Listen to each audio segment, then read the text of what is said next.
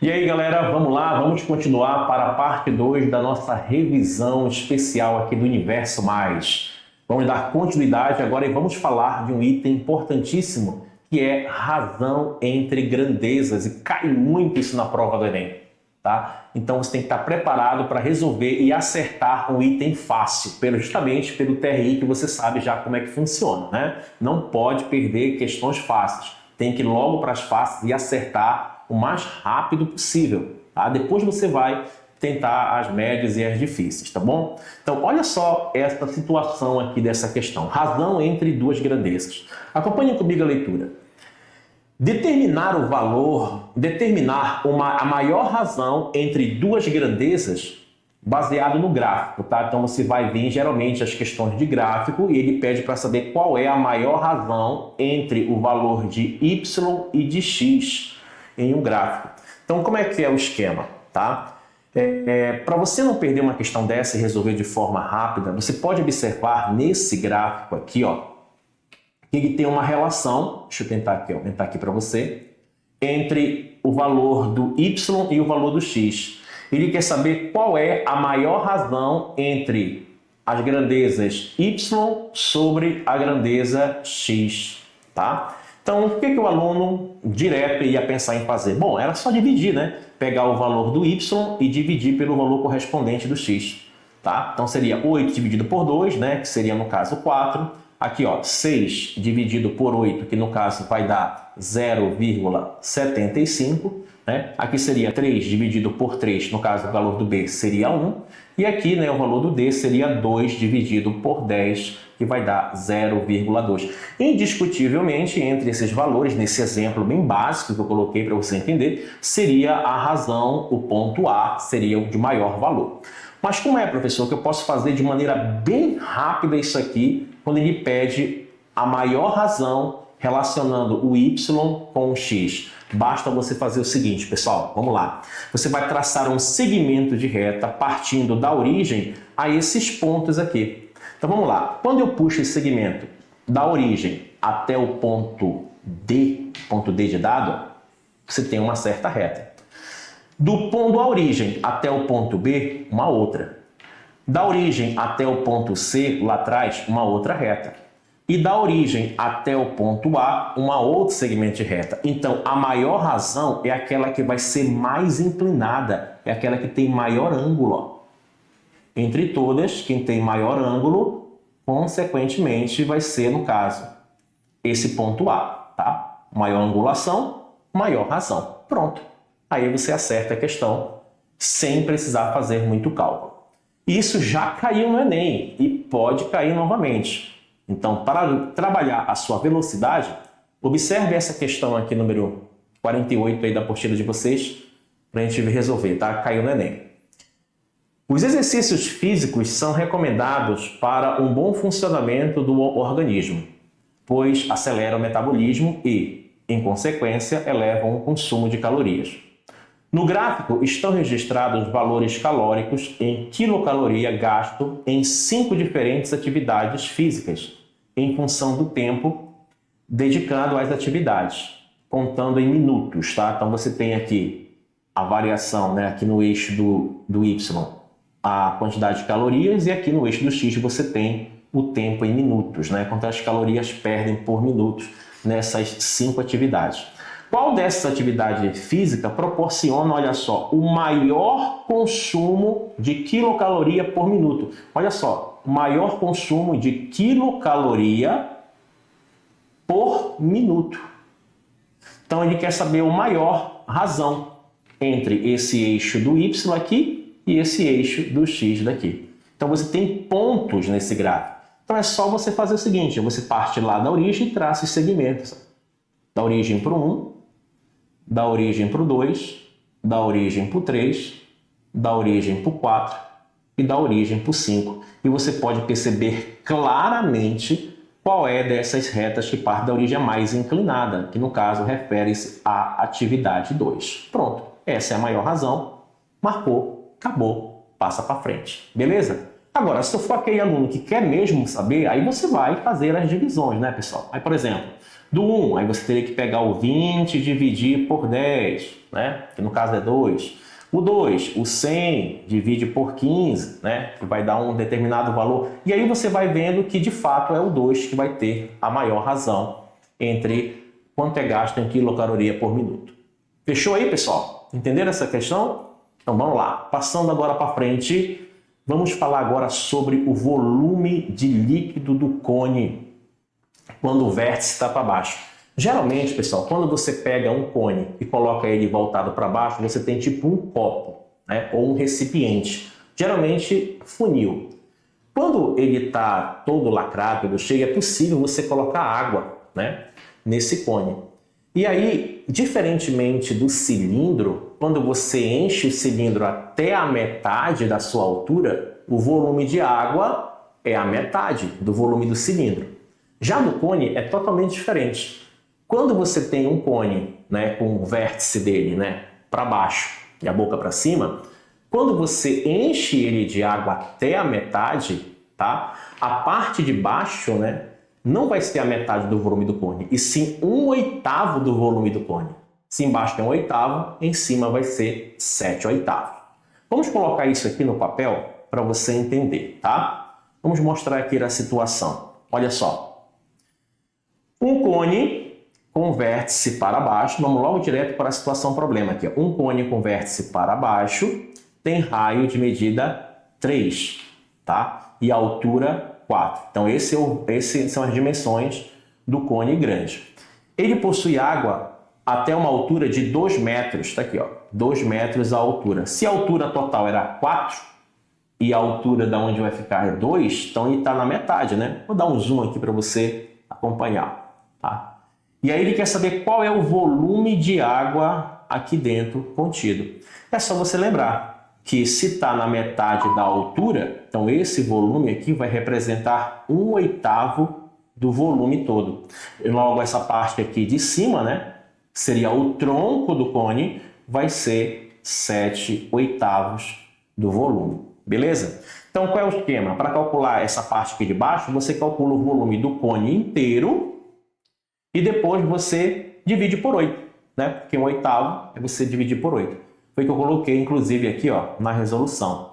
Eu vou pegar o volume do cone grande. Todo mundo já sabe que o volume do cone é a área da base vezes a altura, só que dividido por 3, né? Então vai ficar π vezes o raio da base, está aqui, ó, do cone grande é 3, então vai ficar 3 ao quadrado vezes a sua altura, que é 4, tá? Fazendo essa conta, você vai encontrar o volume do cone grande, que é 12π, tá? 12π unidades de volume. E o volume do líquido, né, que fica para cá para baixo, vai representar 1/8 do volume do cone grande. Então vai ser o volume do cone grande dividido por 8, que ao simplificar isso aqui, né, por 4, vai dar 3π sobre 2 unidades de volume. Beleza, gente? Posso até colocar isso para vocês como resumo. Deixa eu tentar somente pegar aqui, ó, um espaço em branco, tá? Eu vou fazer aqui um paralelo com um cilindro, tá bom? Vou desenhar aqui para vocês, ó, cilindro e com uma determinada altura, né, H, e aqui nós temos um cone, sendo que este cone tem a mesma altura lá do cilindro, tá? E aí vamos colocar uma determinada quantidade de líquido, né, aqui no meio, ó. Então nós temos a água aqui até a metade do cilindro e nós temos água também até a metade aqui, foi como eu falei para vocês, tá? Então se o volume do cilindro é V, então aqui nessa parte de água vai ser V sobre 2 e aqui também vai ser V sobre 2 por se tratar de cilindro. Agora quando se trata de cone, né, então nós temos aqui uma altura, né, que é a metade, né, H sobre 2. Então se o volume do cone também é V, então essa parte aqui de baixo vai ser 1/8 de V e essa parte aqui de cima vai ser a diferença, né? 7 complemento, 7/8 de V. Beleza?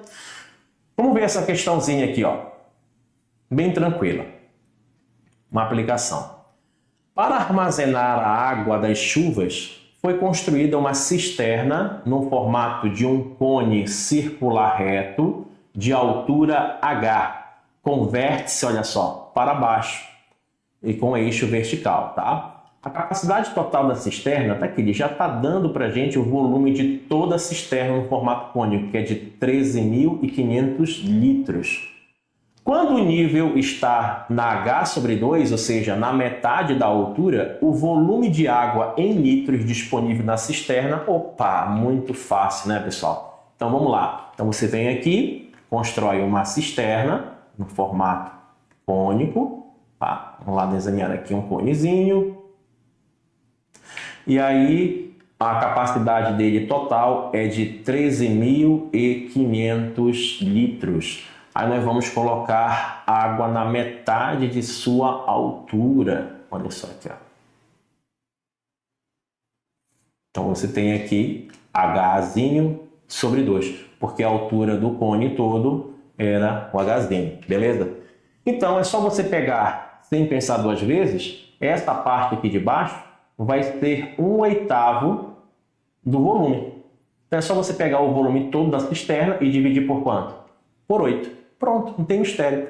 Aí você vai lá para a continha, né, pessoal? Então bora pegar lá o volume, fazer aqui essa continha bem aqui.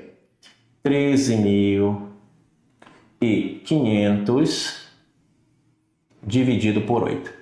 Vamos lá, com calma. 13 por 8 vai dar quanto? Vai dar 1. 1 vezes 8 é 8.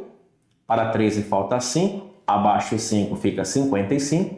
55 por 8 vai dar 6. Porque 6 vezes 8 são 48. 48 para 55, pessoal, faltam 7. Aí abaixo esse 0 fica 70. 70 por 8, pessoal, vai dar 8. Que 8 vezes 8 dá 64. Que para 70 faltam 6. Aí abaixo o 0 fica 60. 60 por 8, pessoal. 60 por 8 vai dar 7. 7 vezes 8 vai dar 56. E para 60 faltam 4. Aí não tem ninguém para baixar, coloca um 0, 40 por 8, 5, e resta nada. Pronto. 1687,5. Aí procura a alternativa lá, tá aqui, ó, letra C de casa. É claro que não é preciso você fazer toda essa divisão. Jogo no início, né, já poderia saber que era aqui, ó. Começava com 1, depois 6, a única alternativa seria essa aqui. E pronto, não perde tempo na divisão. Beleza? Bom, agora olha só essa situação aqui, gente. Problema do quadrado inscrito. O problema do quadrado inscrito dentro de um triângulo. Olha só a situação problema aqui. Vamos ver. Ó. Determinar o lado de um quadrado inscrito em um triângulo. O lado do quadrado inscrito de um triângulo é igual ao produto dividido pela soma da base pela altura do triângulo. É igual, professor, o que é isso? Calma, vamos com calma aqui. Ó.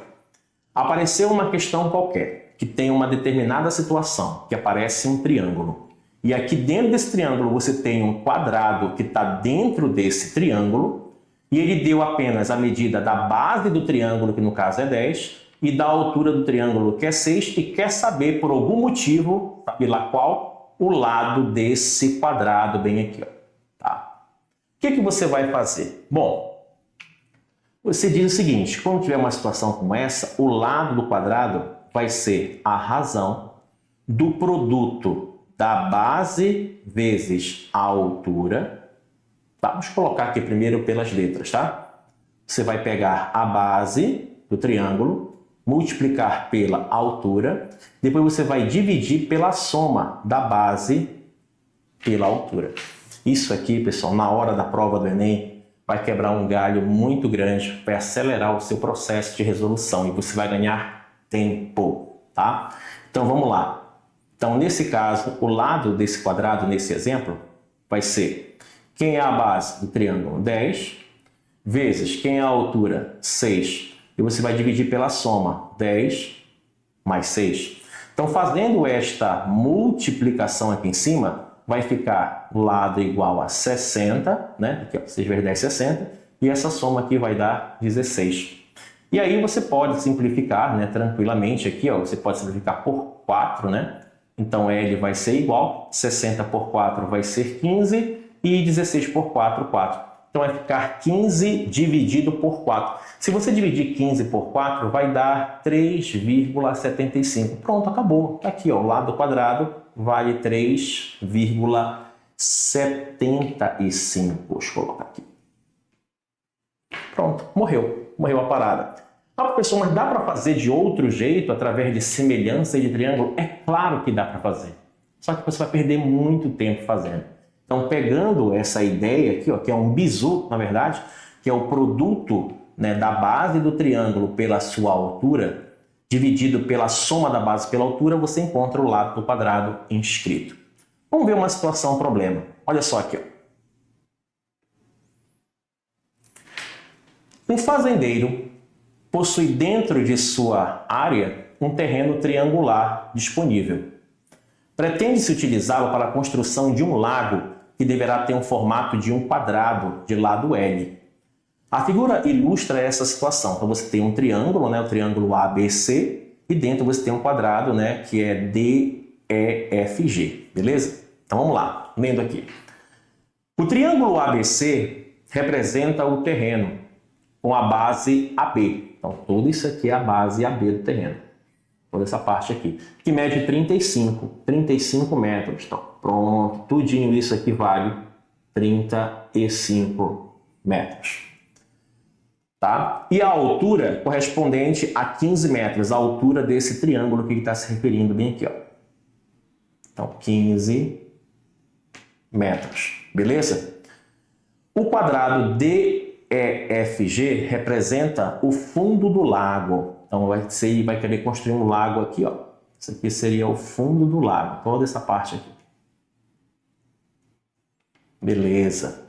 Sabendo que DE é parte de AB, tá? E que os valores F e G do quadrado pertencem respectivamente aos lados BC e CA do triângulo, ele quer saber a medida L dos lados, né, do lago, que deve ser igual a quanto? Então, resumidamente, ele quer saber quanto é que vale o lado do quadrado que representa o lagozinho, né? Bom, pessoal, para resolver isso, você pode fazer por semelhança de triângulo ou você pode usar aquela relação que eu falei, né? Você vai pegar o produto da base pela altura, tá? E você vai dividir pela soma da base pela altura. Pronto. Agora é só fazer esta continha aqui, tá? Então vamos fazer essa multiplicação. Dá tempo? Dá. Tá? Só fazendo rápido. Tá, falta só mais alguns minutinhos, né? Tá, fazendo essa multiplicação aqui, ó, de maneira bem rápida, né? 35 multiplicado por 15, você vai encontrar como resposta 525, que divide, no caso, por essa soma, né? Que vai dar 50. Então, fazendo essa divisão por 50, você vai encontrar como resposta 10,5 metros. Pronto. Alternativa letra B. Não perde tempo, tá? Dá mais tempo? Mas só mais uma dica rapidinho? 2 minutinhos? Essa aqui é bem fácil, bem rápido. Olha, pessoal, cai muito questões como essa aqui. Retângulo aberto de maior área dado o perímetro, tá? Então, só para você ter noção uma coisa, vamos supor que você quer fazer um cercado, olha só, um exemplo aqui, ó. O pai quer construir um cercadinho retangular para o bebê e utiliza uma das paredes da casa do lago, e utiliza uma das paredes da casa como lado desse retângulo. Tá? Ele possui uma cerca de 12 metros e quer saber as medidas da área, da maior área possível que ele pode formar. Então, imagine só, aqui você tem uma parede e aqui você tem o cercado, ó. Ele vai fazer pá, pá e pá, tá? Essa medida. O que ele deu é a medida do comprimento do cercado, que é 12 metros. Então, essa parte aqui, ó, essa aqui e essa aqui, essas três somadas, vai dar 12. Então, ele quer essa maior área. O que você vai fazer? Quando ele pede a maior área, chamada área máxima, né? Você vai fazer o seguinte, este lado aqui e este vai representar a quarta parte do perímetro, ou seja, do comprimento do cercado, e esse aqui vai ser a metade. Então pronto, se no caso o cercado vale 12, Então vai ficar 12 dividido por 4. Que no caso dá quanto? 3. Automaticamente o outro lado vai ser 3. E aqui vai ser 12 dividido por 2, que dá quanto? 6. É como a gente quer saber a área máxima. Se a área máxima vai ser 6 vezes 4, que vai ser, no caso, 24 metros quadrados. Beleza? É bem fácil, bem tranquilo para você resolver esse tipo de questão, tá bom? Até a próxima, pessoal. Um grande abraço.